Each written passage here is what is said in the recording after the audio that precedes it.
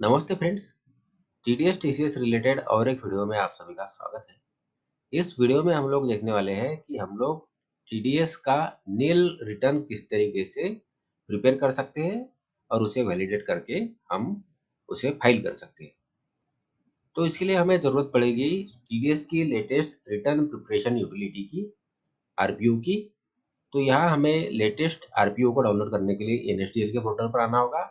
इसके बाद यहाँ हमें डाउनलोड्स वाले ऑप्शन में आना होगा। इसके बाद ई टीडीएस टीसीएस के ऊपर क्वार्टरली रिटर्न्स और यहाँ रेगुलर वाले ऑप्शन पर हमें क्लिक करना होगा। इसके बाद अगले पेज पर हमें नीचे आना होगा।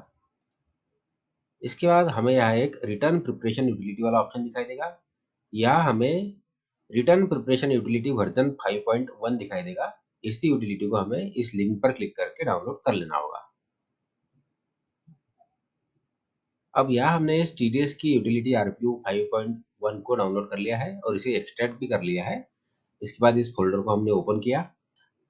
यहाँ हमें कई सारी फाइल्स दिखाई देगी। इसमें से हमें एक टीडीएस आरपीयू 5.1 वाली जो फाइल दिखाई देगी, इसके ऊपर हमें क्लिक करना होगा। इसे ओके करना होगा। तो यहाँ अब हमारी टीडीएस रिटर्न की यूटिलिटी ओपन हो चुकी है। अब इस यूटिलिटी में हमें टीडीएस का नील रिटर्न प्रिपेयर करना है। हम लोग यहाँ बात करने वाले हैं फॉर्म 24Q और फॉर्म 26Q की। यहाँ मैं आपको एक बात बताऊंगा कि फॉर्म नंबर 24Q हो या फॉर्म नंबर 26Q हो, नील टीडीएस का रिटर्न फाइल करने की प्रोसेस सेम ही है।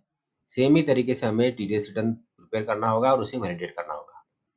तो मैं यहाँ इस वीडियो में फॉर्म 24Q को सिलेक्ट करूंगा तो इसकी प्रोसेस आपको बताऊंगा। सेम प्रोसेस 26Q के लिए भी लागू होगी। सेम प्रोसेस करके 26Q नील टीडीएस रिटर्न क्रिएट करके हम उसे फाइल कर सकते हैं। तो यहाँ हमने फॉर्म 24Q सिलेक्ट किया है। इसके बाद रेगुलर वाले ऑप्शन पर टिक रखना होगा और यहाँ क्लिक टू कंटिन्यू वाला ऑप्शन पर हमें क्लिक करना होगा। इसके बाद अब हमें यहाँ एक फॉर्म दिखाई देगा। इस फॉर्म को हमें भरना होता है। इसमें सारी डिटेल्स हमें भर लेनी होगी, जैसे कि फाइनेंशियल ईयर, क्वार्टर, डिडक्टर का pan number, tan number, deductor का नाम, अथोराइज पर्सन का नाम, उसका pan number, mobile number, email ID, complete address, ये सारी डिटेल्स भर के हम आगे की प्रोसेस करेंगे। तो पहले यहाँ मैं इस डिटेल्स को भर लेता हूँ। तो यहाँ अब मैंने इस फॉर्म में सारी डिटेल्स भर ली है। इसके बाद अब हमें आगे की प्रोसेस करनी है। तो हमें यहाँ एक चालान वाला ऑप्शन दिखाई देगा। इस चालान वाले ऑप्शन पर हमें क्लिक करना होगा। अब यहाँ हमें इसमें एक चालान ऐड करनी होगी। हमारा टीडीएस का रिटर्न नील है, लेकिन हमें फिर भी एक चालान के रिकॉर्ड यहाँ ऐड करना होता है। उसके बाद ही हम नील का टीडीएस रिटर्न प्रिपेयर कर सकते हैं। तो यहाँ हम ऐड रोज वाले ऑप्शन पर क्लिक करेंगे और यहाँ 1 लिखकर ओके कर लेंगे। अब यहाँ हमें जो चालान की डिटेल्स भरनी होती है, इसमें हमें केवल एक ही डिटेल्स भरनी होती है, जो कि होती है चालान की डेट। तो अब चालान की डेट क्या लिखेंगे? तो जिस भी क्वार्टर के लिए हम टीडीएस का नील रिटर्न फाइल कर रहे हैं, उस क्वार्टर की लास्ट डेट हमें यहाँ लिख लेना होगा। जैसे कि हम यहाँ फाइनेंशियल ईयर 2023-2024 के फोर्थ क्वार्टर के लिए नील टीडीएस रिटर्न फाइल करने वाले हैं। तो यहाँ हम 31 मार्च 2024 की तारीख लिख लेंगे। तो यहाँ अब हमने डेट लिख ली है। इस डेट के अलावा हमें और कोई भी डिटेल्स यहाँ लिखनी नहीं होती है।